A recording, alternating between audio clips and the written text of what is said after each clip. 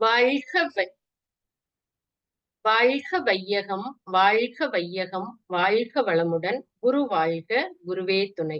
ஆசான் அருட்தந்தை வேதாத்ரி மகரிஷி அவர்கள் நம்மோடு சூக்குமமாக நிறைந்திருந்து நம்மை என்றென்றும் வழி நடத்துவாராக. எனக்கு இந்த அருமையான வாய்ப்பை நல்கிய ஸ்கை நார்வே டென்மார்க் மனவளக்கலை மன்ற அறக்கட்டளை நிர்வாக உறுப்பினர்கள் அனைவருக்கும், இணைப்பில் இணைந்துள்ள அனைத்து வேதாத்ரி அன்பு உள்ளங்களுக்கும் எனது மனமார்ந்த நன்றிகளையும் வாழ்க வளமுடன் என்ற நல் வாழ்த்துக்களையும் தெரிவித்து மகிழ்கிறேன். இன்று அருமையான தவத்தை நல்கிய அம்மா அவர்களுக்கு மனமார்ந்த வாழ்த்துக்கள். வாழ்க வளமுடன். சிந்தனையை உடல் நலத்தை சீரமைத்து உய்வித்த குருவே வாழ்க. இன்னைக்கு நாம சிந்தனைக்கு எடுத்திருக்கிற தலைப்பு நீ நானாக கண்டேன். நம்ம ஷார்ட் வீடியோல சொன்ன மாதிரி, இருக்கும் இடத்தை விட்டு இல்லாத இடம் தேடி எங்கெங்கோ அலைகின்றார் ஞானத்தங்கமே, அவர் ஏதும் அறியாரடி ஞானத்தங்கமே. கடவுள் எங்க எப்படி இருக்காரு, அவரை பார்க்க முடியுமா அப்படிங்கிற கேள்வி நம்ம பல பேருக்கு அவ்வப்போது எழுந்துகிட்டே இருக்கு. இப்போ கடவுள் எங்க இருக்கிறாரு அப்படின்னு பார்த்தோம் அப்படின்னா, தேவன் மனிதனின் சாயலில் இருக்கிறான் என்கிறது வேதாகமம். பலரது வாழ்க்கையில அன்றாடம் பல இடங்கள்ல மனிதர்களோட வடிவில, அவங்களோட செயல்ல கடவுள பாக்குறோம். ஒரு முறை ட்ரெயின்ல போயிட்டு இருந்தப்போ ஒரு பெண்ணு கை குழந்தையோட தனியா பயணம் செய்றாங்க. குழந்தைக்கு தொட்டில் கட்டுறதுக்கு ஒரு வேஷ்டிய கொண்டு வந்திருக்காங்க. தன்னோட இருக்கைக்கு மேல அவங்க தொட்டில் கட்டுறதுக்கு முயற்சி பண்ணி பண்ணி பாக்குறாங்க. அவங்களுக்கு அதை எப்படி கட்டுறதுன்னு தெரியல. அப்போ அருகில இருந்த ஒரு அனுபவம் வாய்ந்த வயது முதிர்ந்த ஒரு பெண் வந்து அந்த வேஷ்டிய வாங்கி அழகா காற்று வரும்படி சௌரியமா கட்டி கொடுக்குறாங்க. குழந்தை வந்து ராத்திரி பூரா நல்லா அமைதியா தூங்குது. தாயும் நிம்மதியா தூங்குறாங்க. அப்போ அந்த அம்மா அந்த உதவிய செய்யல அப்படின்னா, அந்த குழந்தை தூங்காம இரவு முழுதும் அழுதுட்டே இருந்திருக்கும். அந்த தாயும் தூங்கி இருக்க முடியாது. பக்கத்துல இருந்த சக பயணிகளும் தூங்கி இருக்க முடியாது. அப்ப இந்த இடத்துல அந்த தொட்டில் கட்டி கொடுத்த பெண்மணி தான் கடவுள் ரூபத்துல இருக்கிறாங்க. அதே போலத்தான் ஒரு கம்பெனில ஒருத்தர வேலைக்கு சேர்க்கிறாரு அவரோட நண்பர். தன்னோட உழைப்பால உயர்ந்து ஒரு பெரிய பொறுப்புக்கு வராரு. அப்ப அவரோட வாழ்க்கையில அவரோட நண்பர் தான் நன்றியோட நினைக்கப்பட வேண்டிய கடவுள். அப்போ நம்முடைய குருபிரான் தத்துவஞானி வேதாத்ரி மகரிஷி அவர்களும் இதை பற்றி அற்புதமா ஒரு கவியில விளக்கி கூறியிருக்கிறாங்க. இறைவா, நான் எனை விடுத்து உனை மதித்தேன். எவரெவரோ புனைந்த கற்பனைகள் கொண்டு நிறைவில்லை. என் அறிவோ நிலைக்கவில்லை. நேர் வழியோ புரியவில்லை. நினைத்து ஆழ்ந்தேன். மனிதனால் செய்ய முடியாததை எல்லாம் செய்யக்கூடிய ஒரு மாபெரும் ஆற்றலாக இருக்கின்ற இறைவனே, நான் என்ன விட்டுட்டு உன்னையே மதித்தேன். இறைநிலை பற்றி யார் யாரோ கற்பனையினால மிகைப்படுத்தி பல கருத்துக்களை சொன்னாங்க. ஆனா எனக்கு அதுல உடன்பாடு இல்ல. மன நிறைவும் எனக்கு கிடைக்கல. என்னோட அறிவானது அதுல நிலைக்கவும் இல்ல. சரியான வழியும் எனக்கு புரியல. எனது அறிவைப் பற்றி ஆழ்ந்து சிந்தித்தேன். அடுத்த வரியில சொல்றாங்க, மறைபொருளாய் இயங்கும் எனது அறிவைப் பற்றி நான் உணர்ந்தேன். அங்கு நீ நானாய்க் கண்டேன். உறைந்து விட்டேன் உன்னில் நான். உணர்ந்து உணர்ந்து உலகு இதை உணர்ந்து உய்யத் தொண்டு ஏற்றேன். அது மறைபொருளாக இயங்குறத பத்தி நான் உணர்ந்தேன். அந்நிலையிலேயே நீயே நானாகவும் இருப்பதைக் கண்டேன். உன்னோடு இறுகி உறைந்து விட்டேன். இப்போது உன்னிலே நான் இருப்பதையும் உணர்ந்து கொண்டேன். உலக மக்கள் அனைவரும் இந்த நிலையை உணர்ந்து அனுபவித்து வாழ்வதற்கான தொண்டினை நான் ஏற்றுக்கொண்டேன். அற்புதமா இந்த கவியில இந்த நீ நானாக கண்டேன்ற தலைப்பிலேயே மகரிஷி கொடுத்திருக்கிறாங்க. அப்போ மகரிஷி தான் உணர்ந்தத மற்றவங்களுக்கும் உரைக்கணும் அப்படிங்கிற ஒரு உயர்ந்த எண்ணம். எந்த மகானும் செய்யாத ஒரு அற்புதத்தை நம்முடைய குருபிரான் நமக்கு ஒரு பொக்கிஷமாக அளித்திருக்கிறாங்க. இது வந்து போதனை மார்க்கம் அல்ல, சாதனை மார்க்கம்னு சொல்லி எளிய முறையில பாமர மக்களும் உணரக்கூடிய வகையில இந்த பயிற்சிகளை ரொம்ப எளிமையா அற்புதமா நமக்கு வடிவமைச்சு கொடுத்து அவர் உணர்ந்தத நாமளும் உணரணும் அப்படிங்கிற உயரிய நோக்கத்துல இதை கொடுத்திருக்கிறாங்க. உடலுக்கு எளிய முறை உடற்பயிற்சியையும், உயிரை வளமாக வைக்கிறதுக்கு காயக்கல்ப பயிற்சியையும், மனதை வளப்படுத்துவதற்கு அகத்தவம் மற்றும் அகத்தாய்வு பயிற்சிகளையும் கொடுத்திருக்கிறாங்க. சோ இந்த தவத்தை மகரிஷி கொடுத்த அந்த தவத்தை நாம நல்லா ஆழ்ந்து ஆழ்ந்து செய்யணும் அப்படின்னா அதுக்கு நமக்கு உடல் நல்லா இருக்கணும். அதுக்குதான் அற்புதமா உடலை தயார்படுத்திட்டு அதுக்கப்புறம் நமக்கு தவ பயிற்சிகளை கொடுத்திருக்கிறாங்க. அப்போ இந்த அகத்தவம் அகத்தவம் பற்றி மகிழ்ச்சி சொல்லும் போது அகத்தவத்தின் பொருள் கண்டு அதன் பெருமை உணர்ந்திடுவீர். அகத்தவமோ உயிரினிலே அறிவை ஒடுக்கும் பயிற்சி. அகத்தவத்தால் மேலும் உயிர் அம்மாகி மெய்ப்பொருளாம் அகத்தவத்தால் வீடு உணர்ந்து அமைதி பெற்று இன்புறலாம் அப்படின்னு சொல்லியிருக்கிறாங்க. தவத்திற்கு அற்புதமான ஒரு கவி கொடுத்திருக்கிறாங்க. இன்னொரு பாடல்ல கூட மகரிஷி சொல்றாங்க, அறிவதனை கருவினிலே இணைத்து தவமாற்ற 5 புலன்கள் அமைதி பெறும். அருகுணமும் சீராகும். அறிவு தன் விழிப்பு நிலை பிறழாத தெளிவில் 5 பெரும் பழிச்செயல்கள் விளைய வழியேது.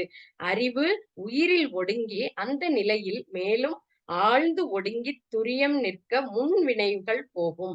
அறிவு துரியாதீத நிலை நிற்க நிற்க ஆதியாம் மெய்ப்பொருளாம் அரும் பிறவித் தொடரேன்னு சொல்லியிருக்கிறாங்க. அப்போ இந்த அகத்தவம் செய்யறதுனால இந்த அகத்தவம் தீய வினைகளை அகற்றுது, அருள் நெறிய இயல்பாக்குது. அகத்தவம் தான் இறை வழிபாடு அனைத்திலையும் ஒரு சிறந்த முறை. அகத்தவம் தான் உயிர் வழிபாடு அதனை விளக்கும் ஒரு ஒளியாக திகழ்கிறதுன்னு சொல்றாங்க. அப்போ மகரிஷி கொடுத்த இந்த தவத்துல பாத்தீங்கன்னா, நம்ம முதல்ல உச்சியிலே நெற்றியிலே ஞாபகமா இருக்கிறதுக்கு ஆகினை துரியம் தவம் செய்யறோம். அடுத்தது பார்த்தா அற்புதமான துரியாதீத தவத்தை கொடுத்திருக்கிறாங்க. இந்த துரியாதீத தவம் ஒரு மாபெரும் புதையல். இதுல எல்லாமே அடங்கி இருக்குது.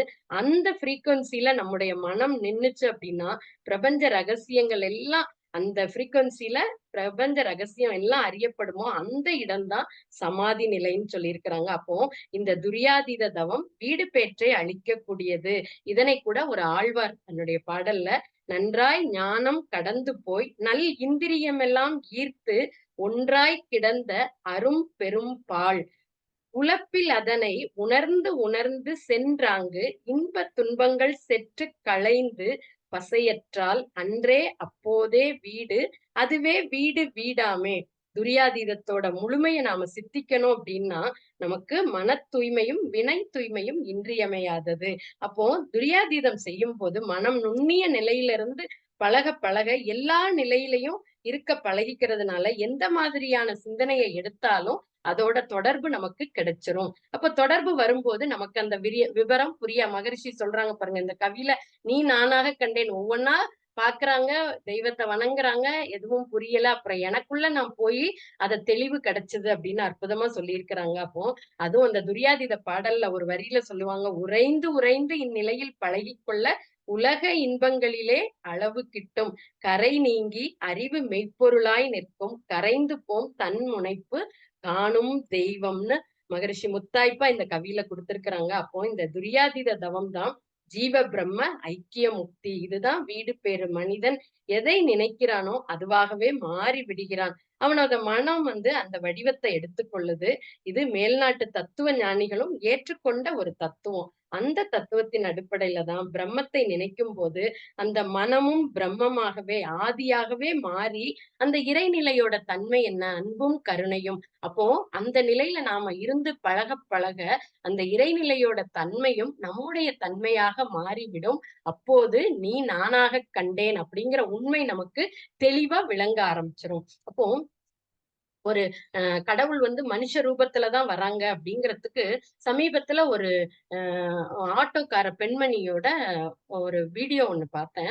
அதுல அந்த ஆட்டோ பெண் ஓட்டுற செய்யற மிகப்பெரிய சேவையை இந்த இடத்துல உங்ககிட்ட பகிர்ந்து கொள்ளணும்னு ஆசைப்படுறேன். அதாவது அந்த பெண்மணி சொல்றாங்க, கவர்மெண்ட் ஸ்கூல்ல படிக்கிற ஸ்டூடெண்ட்ஸுக்கு அந்த ஆட்டோல ஃப்ரீ ரைடு கொடுக்குறாங்களாம். அவங்க அந்த ஆட்டோல mask, medicine, sanitary napkin, water bottle, charge point இதெல்லாம் வச்சிருக்கிறாங்களாம். எமர்ஜென்சிக்கு நைட்ல யாராவது ஹாஸ்பிட்டல் போனோம்னா அதுக்கு ஃப்ரீ ரைடு கொடுக்குறாங்களாம். ரிமோட் ஏரியால வாழக்கூடிய அந்த ஈரோடு, பவானி, சத்தியமங்கலம் இந்த ரிமோட் ஏரியால இருக்கக்கூடிய ஒரு 13 குழந்தைகளை அம்மா அப்பா இல்லாத பெண் குழந்தைகளை அடாப்ட் பண்ணி மாசத்துல 2 நாள் அவங்களுக்காக வண்டி ஓட்டி அந்த குழந்தைகளுக்காக பணத்தை சேர்த்து ஒரு ட்ரஸ்ட் ஆரம்பிச்சு அதை ரெஜிஸ்டர் பண்ணி அதன் மூலம் அந்த குழந்தைகளை படிக்க வைக்கிறாங்களாம். எவ்வளவு பெரிய ஒரு உன்னதமான சேவை பாருங்க. 13 குழந்தைங்கிறது சாதாரண விஷயம் கிடையாது. அதே மாதிரி ஃபீஸ் கட்ட முடியாம படிப்பை தொடர முடியாம இருக்கிற குழந்தைங்களுக்கும் அந்த ட்ரஸ்ட் மூலமா உதவி செய்யறாங்களாம். இது எல்லாத்துக்கும் மேல இப்ப சமீபத்துல நம்ம எல்லாருமே பார்த்தோம் அந்த வயநாடு நிலச்சரிவு. அந்த நிலச்சரிவுல பாதிக்கப்பட்ட குழந்தைகளுக்கு முதலமைச்சரோட நிவாரண நிதி குடுக்கறதுக்காக அவங்க வந்து வாரத்துல 2 நாளு 18 மணி நேரம் நான் ஆட்டோ ஓட்டுவேன்னு சொல்லி ஒத்துட்டு இருக்காங்களாம். அந்த பழைய நிலைக்கு அந்த வயநாடு திரும்புற வரைக்கும் அந்த நிதிய வந்து முதலமைச்சரோட அந்த 18 மணி நேரம் ஓட்டி, அதுல கிடைக்கக்கூடிய வருமானத்த முதலமைச்சரோட நிவாரண நிதிக்கு குடுக்குறேன்னு சொல்லி ஒத்துட்டு இருக்காங்களாம். எவ்ளோ பெரிய விஷயத்த அவங்க பண்ணிட்டு இருக்காங்க பாருங்க. அப்போ கடவுள் மனுஷ ரூபத்துல இருக்கிறாரு. கடவுள் மனுஷ ரூபேன அப்படிங்கிறதுக்கு இதைவிட சிறந்த உதாரணம் நம்ம பார்க்க முடியாது. இந்த நேரத்துல வாலியோட ஒரு பாடல் ஞாபகத்துக்கு வருது. 1971ஆம் ஆண்டு பாபு அப்படின்ற படத்துல கவிஞர் வாலி எழுதின பாடல். இதோ எந்தன் தெய்வம் முன்னாலே நான் ஒரு புன்னகையை கண்டேனே. பாசமுள்ள பார்வையிலே கடவுள் வாழ்கிறான். அவன் கருணையுள்ள நெஞ்சினிலே கோயில் கொள்கிறான். அதுல இன்னும் ஒரு அற்புதமான ஒரு 4 வரி இருக்கு. பல நூல் படித்து நீ அறியும் கல்வி, பொது நலம் நினைத்து நீ வழங்கும் செல்வம், பிறர் உயர்வினிலே உனக்கிருக்கும் இன்பம், இவை அனைத்திலுமே இருப்பதுதான் தெய்வம் அப்படின்னு சொல்லி, ஏழையோட சிரிப்புல தான் நாம இறைவனை காண முடியும் அப்படிங்கிறத ரொம்ப தெளிவா இந்த கவியில குடுத்திருக்கிறாங்க. அப்போ நாம அந்த அளவுக்கு தவம் செய்து செய்து மனம் நுண்ணிய நிலைக்கு போகும்போது, நமக்கும் அந்த மாதிரி எப்போதுமே அந்த இரண்டொழுக்கப்பாட மகிழ்ச்சி வந்து இரண்டொழுக்க பண்பாட வந்து நாம தவ முடிவுல சொல்லிட்டு இருக்கோம். அது நம்முடைய வாழ்க்கையாகவே மாறிவிடும். மகரிஷியோட நம்ம அன்னை லோகாம்பாள் அம்மையார் அவங்க வாழ்க்கையில நடந்த ஒரு விஷயம். அதாவது மகரிஷியும் அன்னையும் ஏழ்மையான வீட்ல பிறந்தா கூட அவங்களோட உள்ளம் பார்த்தா வள்ளல் குணம் கொண்டது. தன்னிடத்துல என்னென்னலாம் இருக்கோ அது எல்லாவற்றையும் மற்றவங்களுக்கு கொடுத்து அதுல அகம் மகிழ்ச்சி அடைஞ்சாங்க.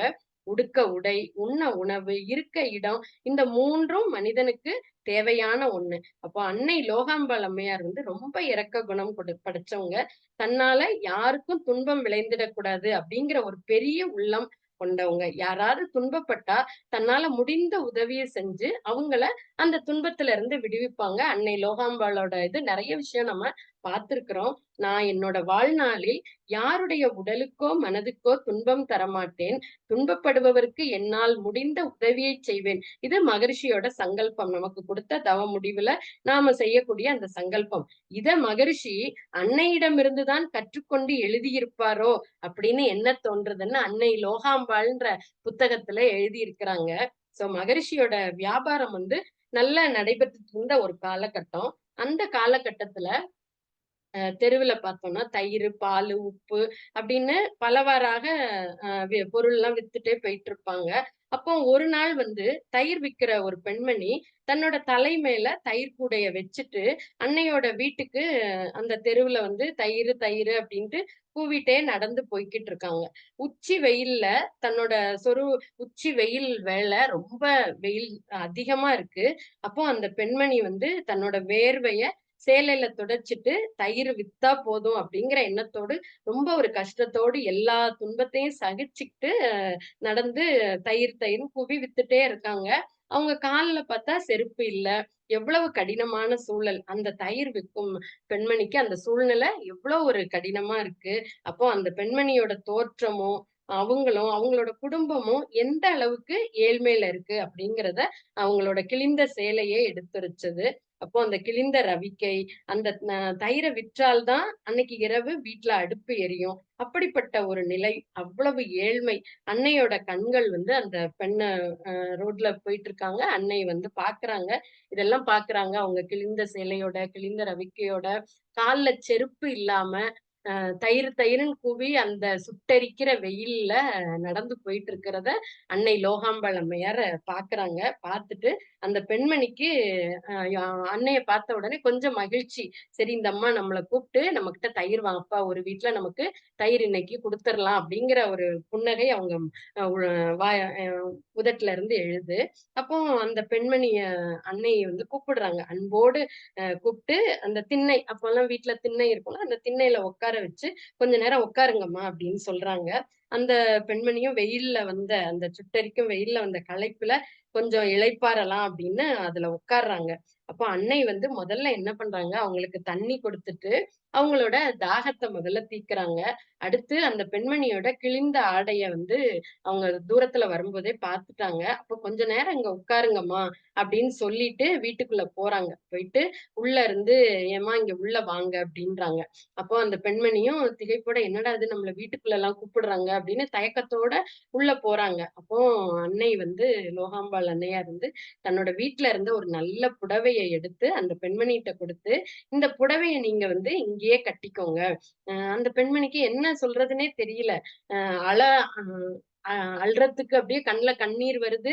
அடுத்து நன்றி சொல்லணுமா? என்ன செய்றதுன்னு ஒரு புரியாத நிலையில. ஏன்னா, அவ்ளோ ஒரு ஆனந்தம். கடவுள் வந்து இந்த மாரி நேரத்துல தான் நாம வந்து கடவுள் மனித ரூபேன அப்படின்னு அம் மனித ரூபத்துல கடவுள பார்க்கிறோம். அப்போ அவங்களுக்கு நமக்கு நன்றி சொல்லவா, இல்ல அழ அ கண்ல கண்ணீர் வருது அப்படிங்கிற ஒரு புரியாத மனநிலையில அப்படியே அன்னைய பார்த்துட்டே இருக்கிறாங்க. அந்த பெண்மணி வந்து அந்த புடவைய மாற்றி உள்ள போய் புடவைய கட்டிட்டு வராங்க. 2 கரத்தையும் கூப்பி அவங்க கிட்ட நன்றி சொல்றாங்க. அன்னை அதோட விடல. தன்னோட சமையலறைக்கு போய் ஏன்னா அவங்க வயிறு ஒட்டி போய் இருக்கிறத பார்க்குறாங்க. ஒரு தட்டுல சாதமும், அன்னைக்கு என்ன காய்கறி வச்சு குழம்பு பண்ணியிருக்காங்களோ, அதையும் எடுத்துட்டு வந்து அந்த பெண்மணிய "வயிறார சாப்பிடுங்கம்மா, அம்மா உட்காருங்க. உட்கார்ந்து முதல்ல இத சாப்பிடுங்க" அப்படின்னு சொல்லி அவங்களோட பசிய போக்குறாரு. அவங்க அடுத்து பார்த்தா காசு கொடுத்து தயிர் வாங்கி அன்போடு அவங்கள வழி அனுப்பி வைக்கிறாரு. அப்போ நாம கடந்து செல்லக்கூடிய பாதையில எவ்வளவோ துயரப்படுபவர்கள், துன்பப்படுபவர்கள் தினந்தோறும் நம்மள கடந்து போய்க்கிட்டே தான் இருக்கிறாங்க. எல்லோருக்கும் எல்லாரும் உதவுவது கிடையாது. ஆனா, அன்னை வந்து தெருவுல தயிர் விக்கும் பெண்ணோட துயர நிலைய கண்டு, அவங்களுக்கு பல உதவிகள் எப்படி அவங்கள பார்த்த உடனே அவங்களுக்கு என்னென்ன தேவைகள் இருக்கு? இதுதான் வந்து அந்த "உன்னிலே நான் அடங்க, என்னுள்ளே நீ விளங்க" அப்படின்னு மகரிஷி கவியில சொல்லியிருப்பாங்க பாருங்க. உங்கள பார்த்த உடனே அன்னைக்கு அப்படியே பார்க்குறாங்க. அவங்க கால்ல செருப்பு இல்ல. ஸோ அவங்க வெயில்ல வராங்க, களைப்பா இருக்கும். அப்ப தண்ணி குடுக்கணும் முதல்ல. அடுத்து கிழிந்த புடவை, கிழிந்த அ ரவிக்கை போட்டிருக்காங்க. அவங்களுக்கு ஒரு ஆடை குடுக்கணும் அடுத்துன்னு சொல்லிட்டு, அதுக்கடுத்து அவங்க வந்து தயிர் விக்கிறதுக்காக வந்திருக்காங்க. அப்போ நம்ம அவங்க கிட்ட அவங்க பசிய போக்கி, அதுக்கப்புறம் அவங்களோட அந்த தயிரையும் வாங்கி, அன்னை வந்து எவ்வளோ ஒரு பாருங்க, ஒரு கருணை உள்ளம் கொண்டவங்க. அன்னையோட அந்த லகாம்பாள் புக்ல பார்த்தோம்னா, அவங்க செஞ்ச அளப்பரிய அந்த தொண்டு மகரிஷி இப்போ வந்து நமக்கு இவ்ளோ கவிகள், இவ்ளோ தூரம் உலக சமுதாயத்துக்கு அர்ப்பணித்து தொண்டு செய்றதுக்கு பின்னாடி வந்து எவ்ளோ ஒரு பெரிய ஒரு பில்லரா அன்னை லோகாம்பாள் அம்மா இருக்கிறாங்க அப்படின்னு சொல்லி அந்த புத்தகத்த படிக்கும்போது உணர்ந்தேன். ஸோ அத உங்ககிட்டயும் இன்னைக்கு ஷேர் பண்ணிக்கிட்டேன். ஸோ அந்த அளவுக்கு இறைவனோட சிரிப்பை அன்னையிடமும் காணலாம் அப்படின்னு சொல்லி "அன்பிற்கும் உண்டோ அடைக்கும் தாழ்" என்னும் சிறப்பிற்கு அன்னை பொருத்தமானவர்கள் என்றால் அது மிகையாகாது. அந்த அளவுக்கு கடவுள் வந்து மனுஷ ரூபத்துல வராங்க. ஆனா அவங்க வரும்போது அத கண்டுபிடிக்கிறதுக்கு கூட நமக்கு ஒரு அறிவு வேணும் அப்படின்னு சொல்றாங்க. ஏன்னா ஒருத்தர் கூட ஒரு தண்ணி வெள்ளம் வருது. அவங்க வீடு எல்லாம் தண்ணிக்குள்ள மூழ்கி போகுது. அப்படி இருந்தும் அவரு என்ன பண்றாரு, கூரை மேல ரொம்ப கடவுள் பக்தி கொண்டவர் அவரு. கூரை மேல ஏறி உட்கார்ந்துட்டு, கடவுள் என்னைய காப்பாத்துங்க, காப்பாத்துங்க, காப்பாத்துங்கன்றாரு. சரின்னு சொல்லிட்டு பக்கத்து வீட்ல உள்ளவர் உடனே வர்றாரு. நாங்கலாம் வெளியில ஒரு போட் வந்திருக்கு. அதுல போப்போறோம். வாங்கன்னு சொல்லி கூப்பிட்டாரு. இவரு இல்ல, இல்ல கடவுள் வருவாரு அப்படின்னு. அடுத்து பார்த்தா இன்னொருத்தர் தனியா ஒரு போட்ல வராரு. இவரோட சத்தத்த கேட்டு, "வாங்க உங்கள அந்த கரையில கொண்டு போய் விட்டுர்றேன்றாரு." தண்ணி இன்னும் கொஞ்ச நேரத்துல உங்க கூரையே மூழ்கி போயிரும். உள்ள வாங்கன்றாரு. அப்பயும் அவரு வந்து, "இல்ல, இல்ல கடவுள் வருவாருன்றாரு." அடுத்து பார்த்தா மேல ஹெலிகாப்டர்ல இருந்து கயிறு போட்டு, இந்த மாரி தண்ணீல மூழ்குனவங்கள எல்லாம் காப்பாத்த வந்து அனவுன்ஸ் பண்ணிட்டே வராங்க. இவரு அப்பயும் கடவுள் வந்து வருவாரு என்ன காப்பாத்தன்னு சொல்லிட்டு, அதுலயும் அவரு கயிறையும் பிடிக்க மறுக்கிறாரு. அப்படியே பார்த்தீங்கன்னா, அந்த வீட்டு கூரை மேல தண்ணி வந்து தண்ணிக்குள்ள மூழ்கி போயிர்றாரு. அப்போ இந்த இதுல நமக்கு என்னன்னா, கடவுள் வந்து நேர்ல தான் வருவாருன்னு இல்ல. இந்த மாரி அன்பு உள்ளம் கொண்ட ஒவ்வொருத்தர் மூலமா மூலமாகவும் வரணும். அதை அறியக்கூடிய அறிவு நமக்கு வளரணும். அப்போ மகரிஷி கொடுத்த இந்த தவ பயிற்சிகளை நெற்றியிலே, உச்சியிலே ஞாபகமாய் இரு அப்படின்னு நாம எப்போதுமே அந்த நிலையில இருக்கும்போது, நமக்கு எதை பார்த்தாலும், எந்த யாரை பார்த்தாலும் அதுல அன்பும், கருணையும். ஏன்னா, உறைந்து உறைந்து இந்நிலையில் பழகிக்கொள்ள உலக இன்பங்களிலே அளவு கிட்டும், கரைந்து போம் தன்முனைப்பு காணும். அந்த தன்முனைப்பு நம்ம கிட்ட இருந்து ஃபுல்லா அகன்று போனாதான் அந்த தெய்வத்தை நம்மால பார்க்க முடியும். அப்போ அதுக்கு மகரிஷி நமக்கு அருகுணத்தையும் சீரமைக்கக்கூடிய பயிற்சியை கொடுத்திருக்கிறாங்க. அப்போ மகரிஷி கொடுத்த பயிற்சிகளை நாம தொடர்ந்து செய்யணும் அப்படின்னா, தவ பயிற்சிகளை செய்து அந்த உறைந்து உறைந்து அந்த நிலையில பழகி அந்த ஃப்ரீக்வன்சிலேயே எப்போதும் இப்ப நம்ம தவம் செய்யறோம்னா காலையில 20 நிமிஷம் அந்த நேரத்துல மட்டும் நாம அந்த நிலையில இருக்காம அந்த நாள் முழுவதும் நாம அதே ஃப்ரீக்வன்சில இருந்து நம்முடைய அன்றாட வாழ்க்கையில நடக்கக்கூடிய நிகழ்வுகள் எல்லாம் நாம இந்த மனவளக்கலை பயிற்சிகளை அப்ளை பண்ணோம் அப்படின்னாதான் நாம இதுல வெற்றி கொண்டதாக அர்த்தமாகும். அப்போ அந்த அளவுக்கு நமக்கு உறைந்து உறைந்து போகணும்னா அதுக்கு நாம தவம் ஆழ்ந்து ஆழ்ந்து தவம் செய்யணும். அதுக்கு உடற்பயிற்சியும் காயக்கல்ப பயிற்சியும் நமக்கு மிகவும் உறுதுணையாக இருக்கும். எனவே நீ நானாக கண்டேன். அப்போ இறைவனை நமக்குள்ளதான் இருக்கிறாரு அப்படிங்கிறத நாம காணுகிறதற்கு நாம ஆழ்ந்து ஆழ்ந்து அந்த அகத்தவத்தை செய்து அகத்தாய்வு பயிற்சிகளை செய்து நம்முடைய வாழ்வில் எல்லா துறைகளிலும் வெற்றியும் மகிழ்ச்சியும் மன நிறைவு பெற்று எப்போதும் அந்த இறைநிலை உணர்வோடு இருப்போம் என்று கூறி எனக்கு இந்த அருமையான வாய்ப்பை நல்கிய நார்வே, டென்மார்க் மனவளக்கலை மன்ற நிர்வாக உறுப்பினர்களுக்கும் இதுகாரும் செவிமடுத்த அனைத்து வேதாத்ரி அன்பு உள்ளங்களுக்கும் எனது சிரம் தாழ்ந்த நன்றிகளையும் வாழ்க வளமுடன் என்ற வாழ்த்துக்களையும் தெரிவித்து அமர்கிறேன். நன்றி. வாழ்க வளமுடன். நன்றி.